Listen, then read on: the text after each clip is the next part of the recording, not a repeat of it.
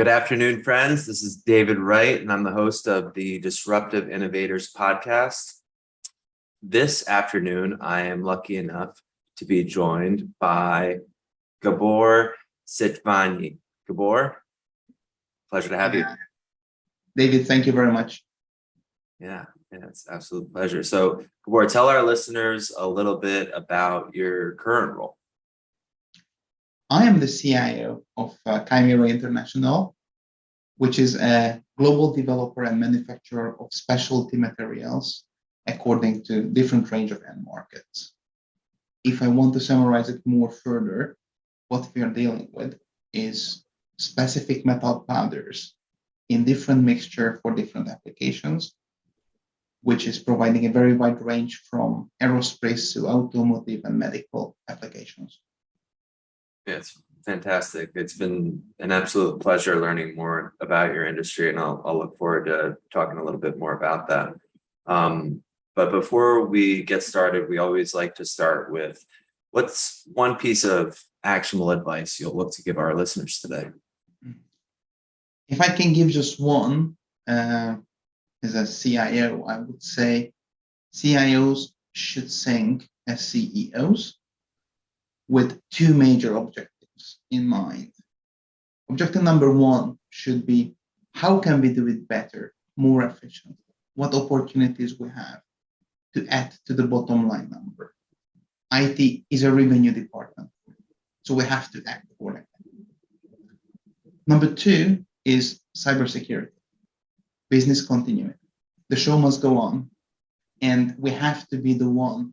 I think CIOs are the only ones around the table who have the ability to identify threats and risk and clarify it in front of everyone and push the cover. Everyone else is busy with the everyday operation. We have to be the ones who see a little bit further on the security area, how to ensure the company's future on this digital era where we have lots of threats, cybersecurity threats out there. Yeah, 100%. Yeah, I'll look forward to talking a little bit more about cybersecurity in the industrial space, because I imagine that's a big concern right now. And I am sure you probably have some insight for us there. But let's dive a little bit into your personal backstory as an executive. Where did you start out? How did you get to be the CIO of an international industrial company? From my name, I think you can figure that I am not born American. Actually, I was born and raised in Hungary. Between the time became also French, and only in 2018 moved to North Carolina. I started, I think if I want to go really back to the roots, we have to go back to 1990. Right after the Iron Curtain has fallen in Hungary, that generated tremendous opportunities, like endless opportunities. A 14, 15-year-old at that time had literally the whole world in front, which was fantastic. And as everyone said, it's a great time to start something, and you're in your active age or just getting into your active age, you think about what to start with. And don't ask why, but I decided to become a newspaper editor. We did not have newspapers, neither in the school nor actually in the city. Wow. I created the school newspaper, and while I was waiting at the bus stop with all the copies in my hand, people purchased it from me in the bus stop. I made tremendous amount of money at that time. At that measure, it was a fantastic deal. And I figured that I can actually sell it citywide. So a month later, I just simply walked into the Ministry of whatever affairs, at that time it was called, and collected all the necessary information and authorizations to start a newspaper in the city. Every newspaper at that time was either hand or typewriter written. Very few have been edited properly, like a small newspapers, obviously speaking about. So I used computer to design my newspaper. And the more time I spent designing this newspaper, which had, I think, 4 or 5 editions only. Um, I spent a lot of time with computers and even more. And I became very good at actually in designing the newspaper, all the necessary elements. That set my path as a teenager to deal with IT. And then the usual question which I had in mind, how the thing works, like why does it work, what it does. That was the point which I was unable to properly understand on my own. So when I finished high school, college direction became easily electrical engineering. Let's understand what is inside. I've chosen the automation computer drive processing specialty. So this is where we can link them later on to the PLC word and automation word. It was fantastic programming robots, automation.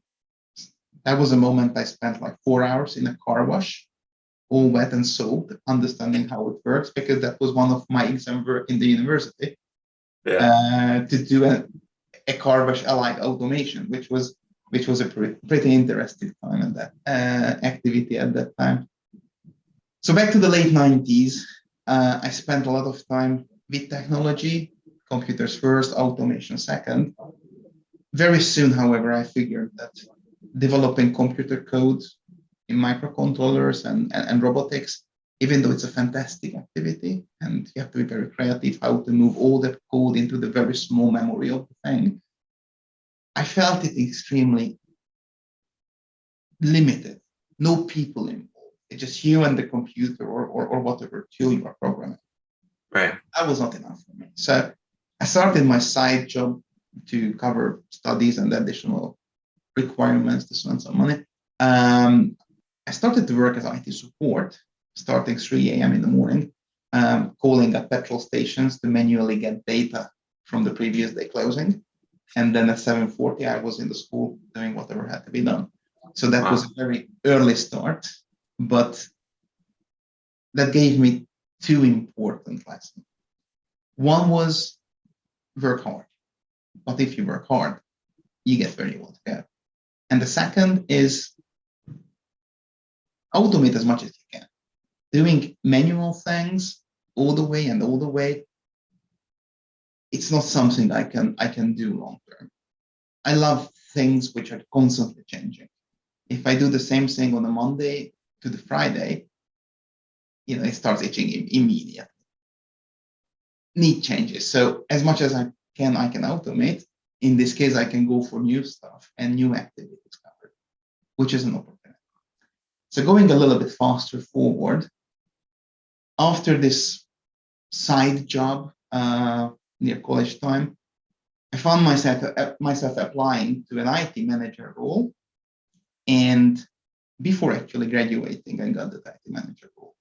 I would like to use the opportunity to say thank you for everyone believing me at that time and all the way through. I got an IT manager role, and the company called Novartis. So it's not a small company, actually. And it was a fantastic experience. I was very young, literally not even yet out of college. They gave me 1 day to spend with my studies. 4 days I had to spend in the office. I was able to manage with the university that I was able to squeeze my last year activities into that 1 day. They were very flexible. And my first day found me actually in Spain in an IT meeting. Thinking about the size of a company like Novartis, with all the 40, 50 plus executives, and then Gabor, 20 some years old, not yet out of college, that was a very interesting mix. I learned a lot. I was like an open something, sucking up all the information I was able to, understanding how a multinational company works, how a multinational IT organization is able to provide proper support for the business. It was fantastic. And at that point, I understood that it's so cool that I have an engineering degree, but it's not going to help me. That's a good entry point, a first step, which I have to build on, differentiate, and to be able to add value. So at that time, discussing with my wife, I decided to go back to school, working and school parallel, to develop even further, and then got the management studies degree, and afterwards an MBA. Both from a university from the United Kingdom. I felt also that the Hungarian education, even though I had fantastic teachers all the way from literally kindergarten up to the end of high school, I need something more than just a Hungarian degree, something more to put down the table, especially in an international area or playground. Right.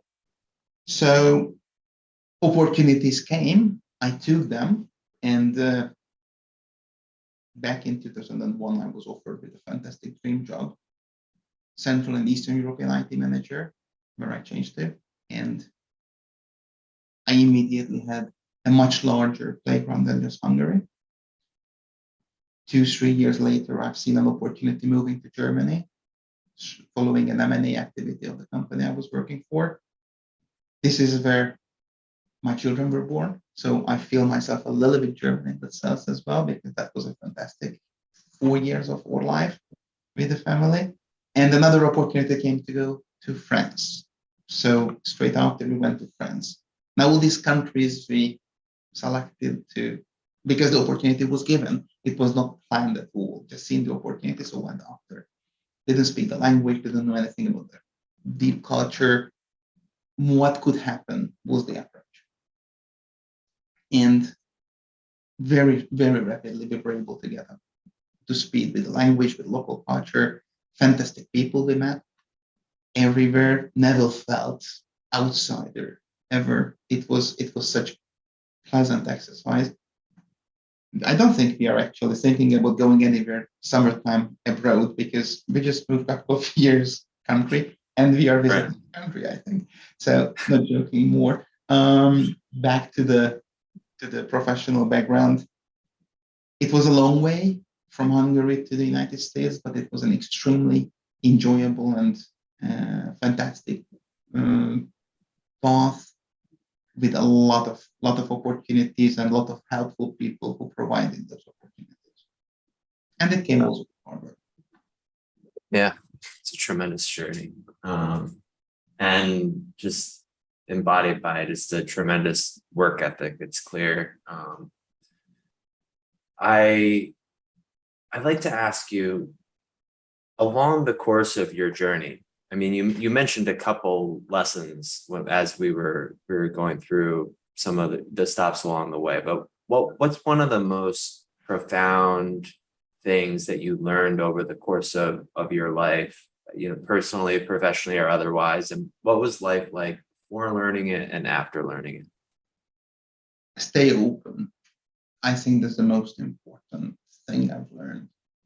I might have my actual current point of view of everything, but stay open to even your challenge, because not everything is as it looks like.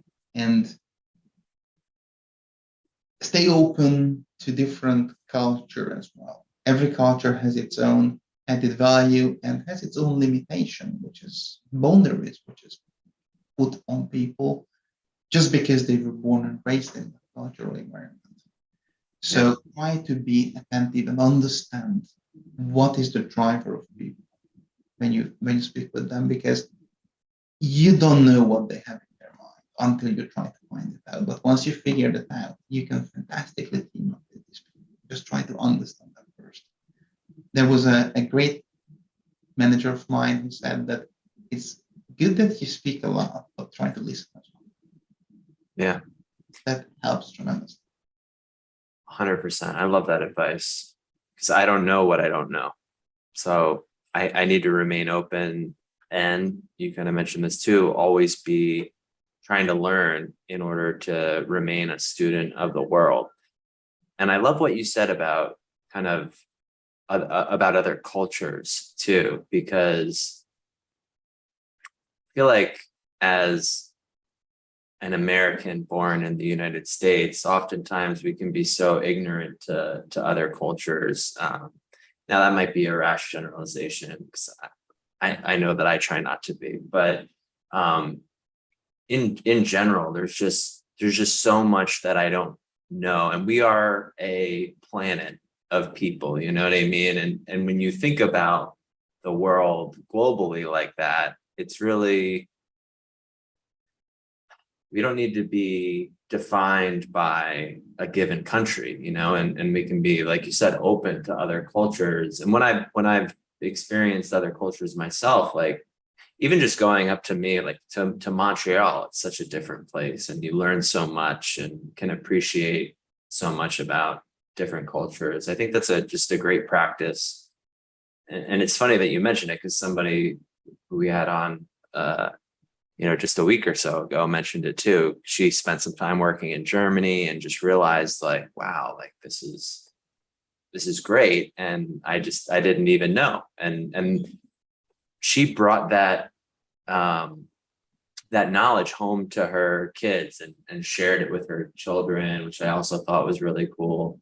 I hope to do that with my kids too in the future. It can also backfire, because at this moment we're speaking 3 different languages at times sometimes.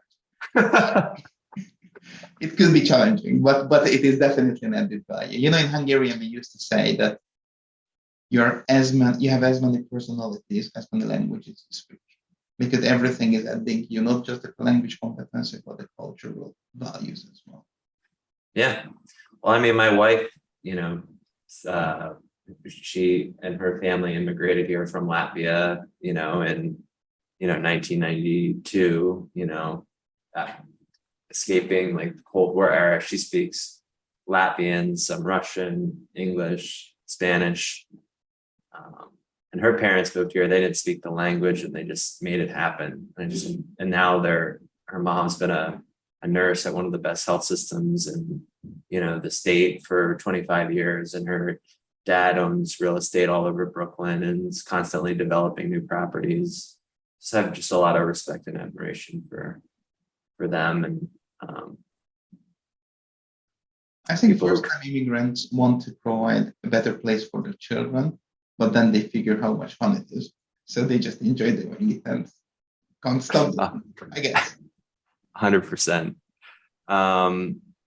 So, Gabor, what about one of the biggest opportunities to learn over the course of your career? So, a time where, again, personally or professionally, something went wrong, you failed at something, but you ended up taking a lot away from that event.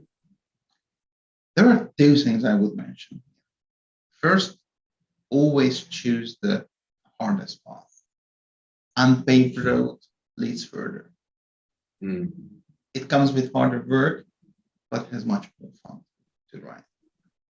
This is something I figured in the primary school, and it gave me the opportunity to just simply reach further. And I had to put some effort in it, but I had the time, 24 hours per day.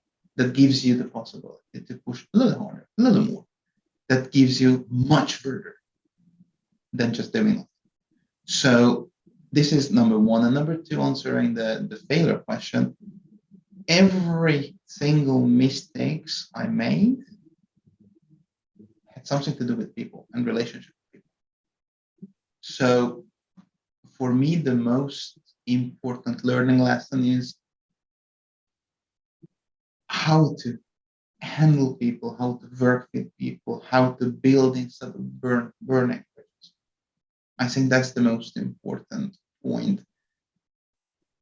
When you're young, you are hard-headed and you know better than anyone else, and you're not afraid of telling it. That's a fantastic, very extravagant approach of letting everyone know who you are. But as previously we said, there are 8 billion individuals on this planet. And we need to respect all of them. Everyone has something to add. Everyone has something they are better at. They are great, actually. And from everyone, you can learn something if you wish to learn. You don't have to. It could be a choice as well. But if you take the effort and try to learn and try to listen and try to respect you get respected, I think, as well. At least I sincerely hope. And just value people and relationship. I think that's important. And that's the most important. As a leader, I think you can find assets, you can find technology on the market. What counts is what adds that secret sauce to move you from A to B would be the person, the people you work with, and all those personalities. Those servers are not going to install themselves. That ERP is not going to implement itself. That reporting is not going to get generated on that. You need those behind who own these tasks. And I think that's the biggest point I didn't recognize early enough. Those people who own their area of expertise, they add real value and move the whole company forward together with you. So you don't have to be a boss, you don't have to be a leader or all these buzzwords around. You have to be one of them and get the maximum out of them. If you get there, it's pure success. Yeah, I love that. Very well said. So I want to talk a little bit more about what that looks like for you at Kymera today. So before we get into kind of your vision for that, we'd like to ask favorite book, blog, literary piece you're reading now, or it could be all time, and go. There is a book which I'm recommending to everyone, and I mentored a lot of people. Every single one got a copy of this book. I'm personally reading it, not once, not twice, but constantly, very often. And this book is Crucial Conversations, Tools for Talking When Stakes Are High. That's a book which gave me the ability to behave properly on meetings, if you wish, to be part of the conversation, not part of the problem, at the early stages, by the first read, let's say it this way. And later on, this book gave me the possibility to understand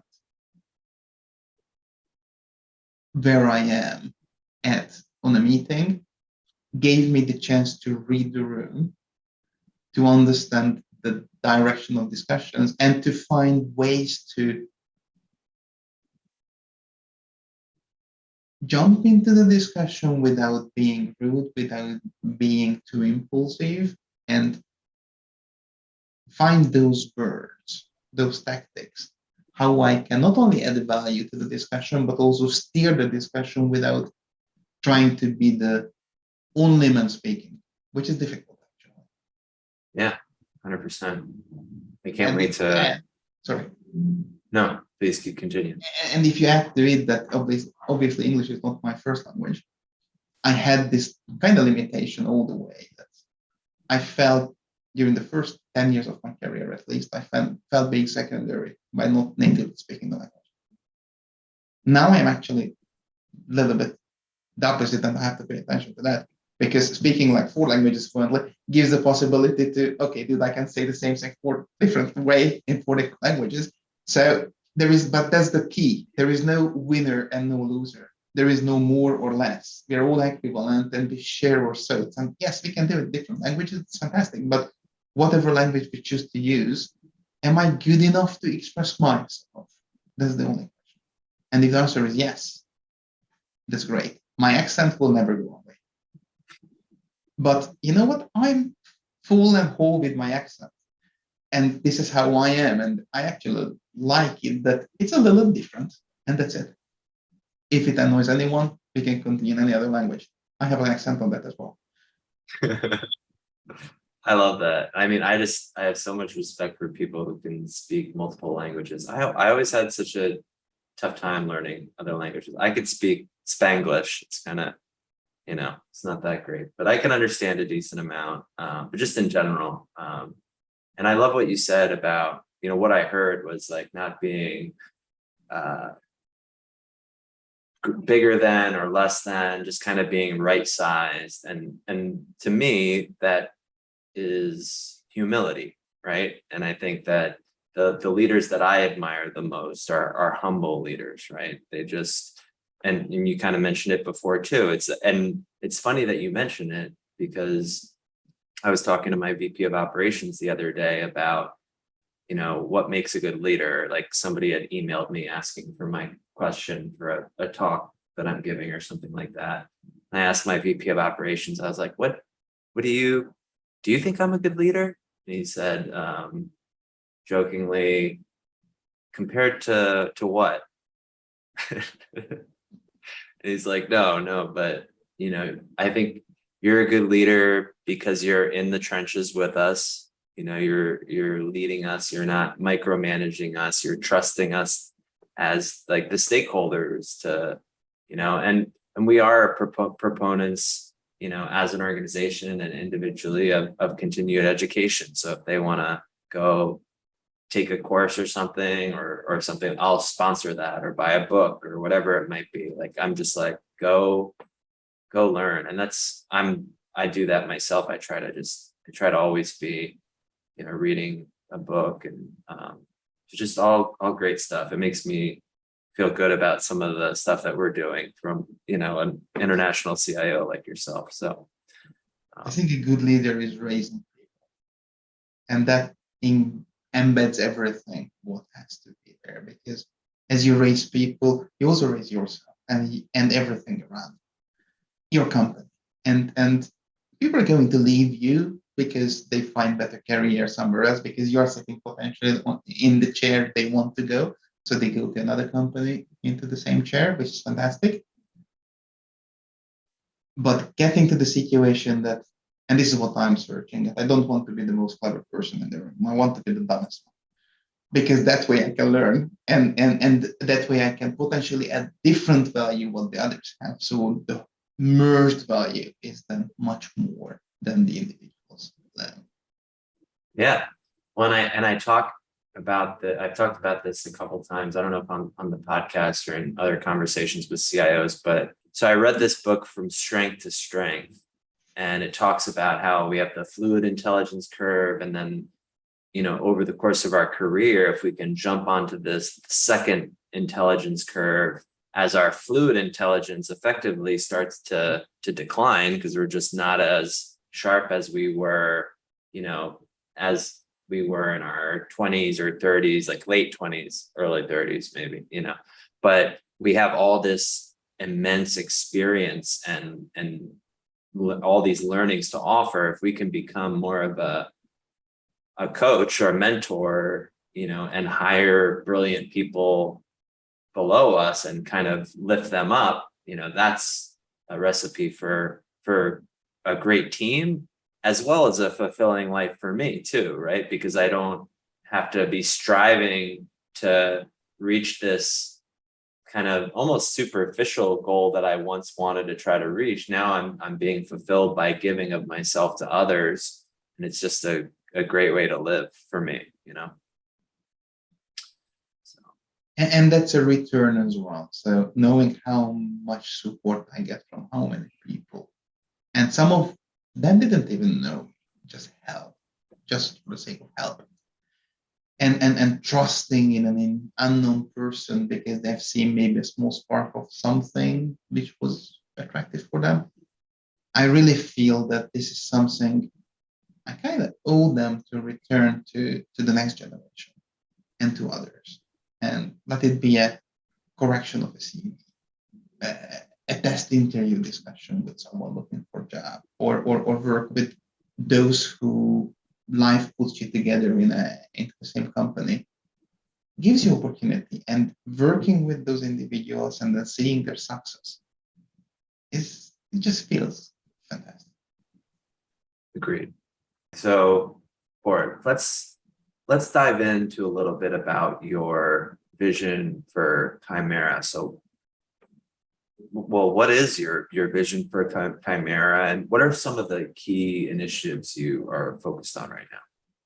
My vision at Kymera is definitely, Kymera has a place, I think, as a market leader on this particular market. It's a small market, but a very special market with huge amount of players. Actually, this is one of the markets which hasn't been centralized and monopolized yet. So it is a fantastic opportunity for everyone on this market. And my dream, if I wish, if I may, is to make Kymera to such an example all the others on the market would like to follow and want to be like Kymera. This is my hope and dream, and it's important to know that Kymera exists since 1800, and I'm the first CIO of the company, which is also presenting a little bit how IT is not a priority in this manufacturing market, or was not a priority in this manufacturing market, and the tremendous opportunity it has, because not doing structured IT build along the strategy, just reacting for requirements, provides such a background which is very easy to build on. And easy to build on in that situation also means that there are so many things, it's hard to select which one you want to start with.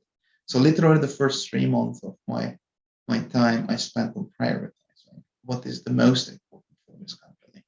And very easily you can find, if you're late into a game, then it's not the mainstream which is taking you. You can cherry pick what you want, because you have huge selection of opportunities. Right. In another word, in another company, I would have said solution X or Y would be the thing we should do. Here, understanding the company first and the priorities of the company, I had the ability to tailor a solution, which is hopefully more than even 5 years long, give a strategic appearance and value, a tremendous value to the company through IT. I clearly see IT as the motor of change, the transformation. We have the power to transform business in IT. Obviously, we work together with all the other departments, operation, finance, HR, legal, everything. We have to go hand in hand. But we have the power to change the most through ERP, through proper business intelligence, just process optimization, process management. If you have the mindset of seeing the process behind an activity, that adds tremendous value. And automate that with tools and technologies. Find the most suitable, most efficient solution, especially understanding the international this and that of the company. You can easily see where IT the most adds value and how IT becomes, it doesn't have to be, but potentially a profit center. I'm not really speaking about technical challenges on meetings, management meetings. I try to speak about bottom line impact. Are we able to add X $100,000 or $1 million to EBITDA to decrease cost, improve here and there? What is the value we can add and how to monetize it? So my job is to have the CEO and actually think about what he cannot, because he's busy with other stuff. So I can automate for him or her the necessary processes. So it is even more efficient, even more rentable. Very easy example. If half of your company is busy collecting data,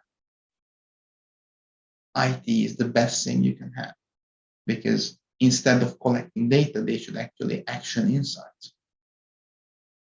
So give them the bridge between the data and the insight. And those people who are gathering data today, they are going to action insights tomorrow. Just give them the opportunity. They all want to do that. No one wants to gather data, but they have to today. And if Excel is your biggest friend, then something is wrong in that automation. So this is where IT comes in and brings you something which is called business intelligence, which is called a data warehouse and BI on it. So you have insights and clear actionable information in hand. This is where value is. And this is where I see Kymera being easily ahead of everyone in this market, because knowing the trends and even seeing behind the trends gives you the ability to be faster than those who don't even see where they are. Yeah, absolutely. And it's cool that you came from a background in automation too. And while perhaps initially it was more kind of mechanical automation, I feel it seems like it's evident that your mind developed as such as, and you kind of mentioned this at the beginning of the podcast, like, how can I optimize this process using technology? And I suppose it seems like simple as I'm stating it right now, but so often I feel like we as consultants encounter organizations where that's just not a priority, or it's not really thought about throughout the organization from department to department. And so it's just great. It's great advice, and it's a great practice. So they're absolutely lucky to have you leading the charge on that. Thank you. I really see it as a myself, actually, as a business engineer in that sense. My primary mindset is engineering. Yeah. At the age of 4, I was asking why it is working and how it does. So from that to sitting in a meeting and just listening to people, you have the flowchart building up here. This is where you can easily go. And once you have the flowchart, it is just simple how to make it simple. So it is not very difficult to do if you pay attention to it. So for me, it is totally natural. Now, obviously, for someone else might not, but it is something which is an opportunity to add value. Yeah, it's a big thing that we're doing in healthcare right now too, is dissecting all these different workflows that have lived on islands for years, and kind of mapping all that out. And we have fun with it. I have a lot of fun with it. It's like a Rubik's Cube or something like that, but Another Hungary anyway. expansion, right? Right, exactly. What are some of the biggest challenges you guys are facing as an organization right now? I mean, I did want to talk a little bit about, we brought up cybersecurity, the fact that many industrial organizations are just starting to bring on CIOs even. So kind of with those topics as primer, what are some of the biggest challenges you're facing right now? I think the biggest challenge is human change management. There are so many things I wish I could change. I, however, need to be mindful of what is the amount of change this company can absorb. If the head is going faster than the belly, then you're ending up on your nose. You don't want that. So you need to plan these changes, and people have to have the chance to digest and accommodate changes. Someone is doing very fast, some others are doing very slowly. So somewhere in between is the pace we should run. Finding that optimal pace is, I think, difficult. The smaller the company, the easier it is, of course. So this is one of a challenge of mine. And the second challenge, let's speak a little bit about cybersecurity. In my, let's call it past life, I experienced a cybersecurity breach, which happens. It's happened to thousands of companies, not just one, and it happens every single day, unfortunately. Not thanking for those who are committing these activities, but feeling with those who are suffering from it. Long story short,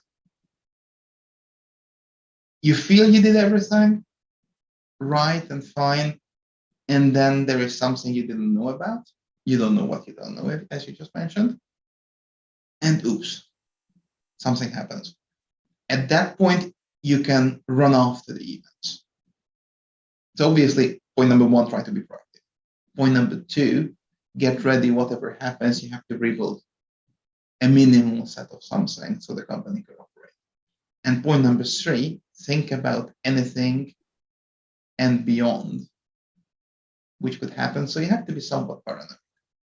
And I don't like to be a paranoid CIO, but a CISO has to be paranoid, but such a company size doesn't have a CISO. So you have to be like at least a couple of afternoons be paranoid CIO. Right. And approach your role as someone who is the keeper of the gates. Now,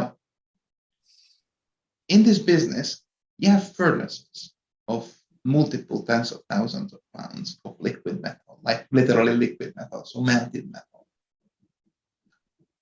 Not only it is fantastic and a gorgeous process, actually, it is to see how the solid metal becomes liquid and granulates.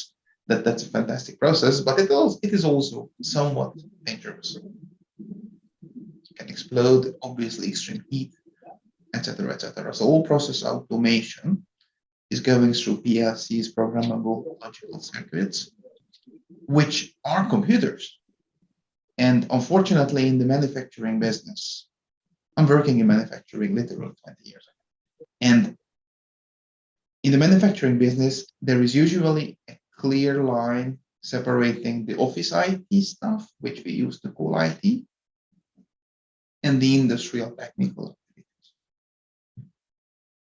I totally respect, especially because I was one of the industrial automation guys. They do a fantastic job with very few, actually. Right. It is a mistake, though, clearly separating the two, because there is a white collar and there's a blue collar. First of all, it is not color dependent. And second, independent how you see it is on the same network. You might have different VLANs. You might have certain level of separation. You might even have a firewall. You are still on the same company network. So it is like, that famous example I'm not going to quote with the swimming pool. That's the same swimming pool. So whatever happens with this infrastructure, it happens with everyone. So you cannot just say it's not my job. What you can say is, let's team up, guys. Let's do it together, at least on the high architectural level. Let's agree what we are doing. It was this afternoon when I got an email. There is a PLC vulnerability with a very old PLC, which can get a specific sequence through the serial port, and then it returns the password. Once the password is returned, if you know how to program the PLC, you ask it to do whatever you want. And if you just move the toggles, you can cause tremendous challenge and problem in the facility, even up to explosion, because some of these PLCs are controlling security and safety features. Wow. So if this PLC connects to a computer on the serial port, which is connected to the internet, and that computer gets compromised, and someone knows that there is a PLC behind and knowledgeable enough to handle that, you have a small disaster. And the same thing happens with the digital cameras. Manufacturing area, usually lots of CCTV cameras around. Those cameras are usually transmitting signal. In the past, it was tape, simple VHS tape. Now it is more IT technology. Everyone is spending gazillion amount of money moving servers to the cloud, updating them literally weekly if necessary, up to the latest standard, but the security server, which is a 20-year-old Linux, most likely, on the internet. So tremendous opportunities, unfortunately, open to those who shouldn't get those opportunities. And while you think you did everything securing your enterprise, there is that camera server, there is that PLC, there is that something. So what I would do, and I want to do and put in place in Kymera as well, is to team up the industrial automation guys together with the IT guys. It is the same swimming pool. Let's work together. And we have bi-weekly meetings, architecture meetings. Just started to scratch the surface, but found lots of opportunities, lots of didn't know that I didn't know points, lots of false assumptions already surfaced, which gives us opportunity, us as a team, to build something which is extremely valuable, much bigger than one or the other side. And we can protect Kymera properly. It's not a 1 week or a 1 month activity. It is a journey, years and years. Once you decided with the PLC model, 15 years long, 20 years long they are running there, even 40 years long they are running there. They are literally indestructible. So they are running as long as they get electric current. Very rarely you are replacing them. Therefore, you have to be very clever when you architect the solution. But if you're there and ask the relevant questions, everyone wants to do the right thing. I work with someone here who, after 45 minutes of discussion, went back to his drawing board and spent 3 weeks redesigning the whole solution he built up because of a couple of questions I asked and a couple of, you're right, let's do it that way. So open mindset, open-minded people ready to action the right thing is a fantastic environment and gives fantastic opportunities. Yeah. This is what we're trying to achieve here, what we are achieving here, and I hope that everywhere else, other manufacturing companies are doing the same. People used to protect their area. If you team up, it is still your area, but being open gives you the possibility to do more and better together. And I think this is what more and more ITs and more industrial ITs are saying. Cybersecurity here, I think it starts here. It's not on the latest Windows update, on your firewall, on your CISO patch requirement. It is how you do your architecture, how you do your corporate activities together with others. Yeah. This is how I would like to address cybersecurity from the beginning, especially industrial security. Very cool. And great advice for other industrial organizations. And we're coming up on time here, but I do have a couple more questions for you here. Any other best practices that you and your team follow that you might share with our listeners? I'm a strong believer of ITIL, Okay. even though IT as a service department should follow IT. I see IT as a revenue department or service department, but we still do service as well. So ITIL for the service part, ITIL for the transparency. I think that's important. It's not a black box anymore, it's transparent. And we make money. Just we have to calculate it properly, but we do make money for you together with you all. This is my approach in that sense. And ITIL gives us the opportunity to, and thank you for that mentor of mine who forced me to do that first ITIL training, because that is making it so easy and so simple to run an IT department which has proper processes, proper documentation, is transparent, is error-free. So definitely ITIL is the, if I have to pick just one ITIL, it's the one I follow. That's a good one. How about some of the most innovative technologies that you and your team are excited about leveraging in the future? As I imagine they're kind of on the roadmap. I imagine you may be using some already, but maybe some of the most innovative technologies that you are using or plan to use to support the business vision of Kymera. I strongly believe in a triangle of tools, people, processes. Mm. And these 3 points are not independent from each other. And everything can be innovative. It doesn't have to be latest up to date if your current state is not too innovative. So at this moment, what we are working on is just simply put ordinary solutions in place with proper processes, ensuring what people are trying. Because that triangle, if you put too much technology into it, it's going to be seen on process or people. And you have to maintain this triangle. Otherwise, it's not going to fly. So even though I love cutting edge and latest, a while ago, I am a little skeptical as well, because I've seen so many big bubbles blown and deflated. And instead of seeing what is out there, the latest, the best, what I'm saying is what I need the most to get this right. And seeing it from a process instead of a technology perspective gives the clear, great answer on your technology requirement. Let me tell you an example. I was the one who was the Magic Quadrant top right, nothing else. I mean, could be the first or the second top right if they're close enough. Now I'm picking something from the middle, let's say southeast. Why? Because whatever is on the top right is 10 times more than what I need, and I'm going to need in the coming 3 years.